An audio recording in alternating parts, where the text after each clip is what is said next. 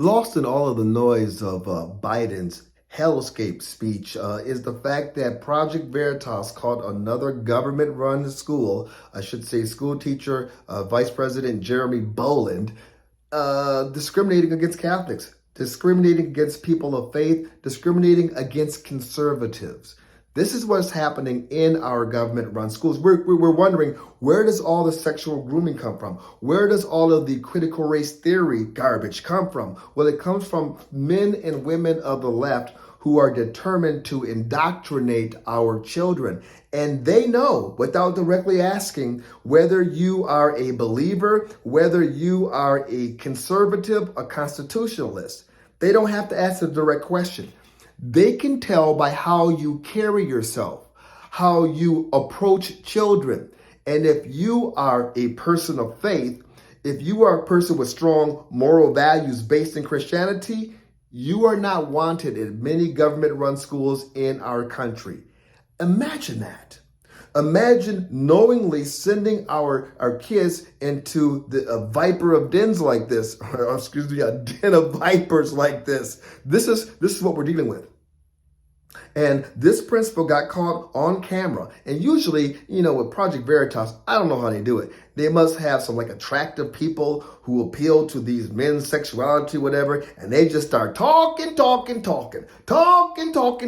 spilling the beans, some of the most horrific stuff. They're just talking.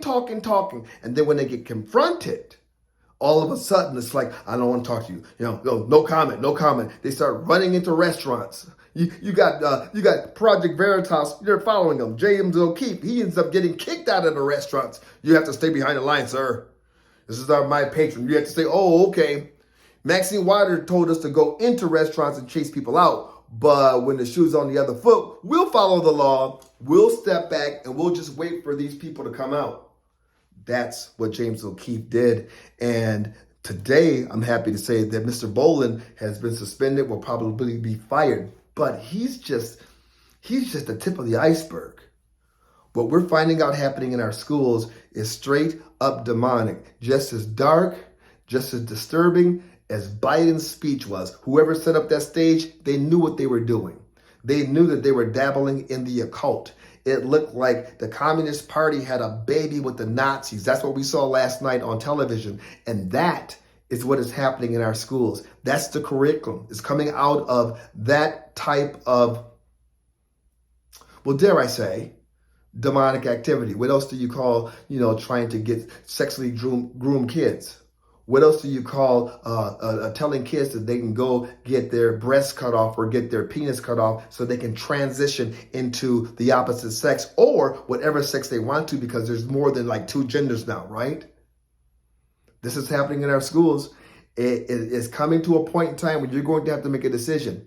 And as for me, even years ago, because my kids are now grown, but there's no way I was going to send them to the dilapidated government-run schools that existed in my community where we were raising a family at the time. No way. We had to play for private, and at one point, we even homeschooled because our children are our most precious commodity.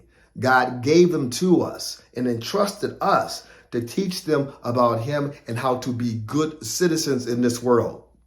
It's not a coincidence that the government-run schools are teaching the opposite. Bravo to Project Veritas. Bravo to the libs of TikTok.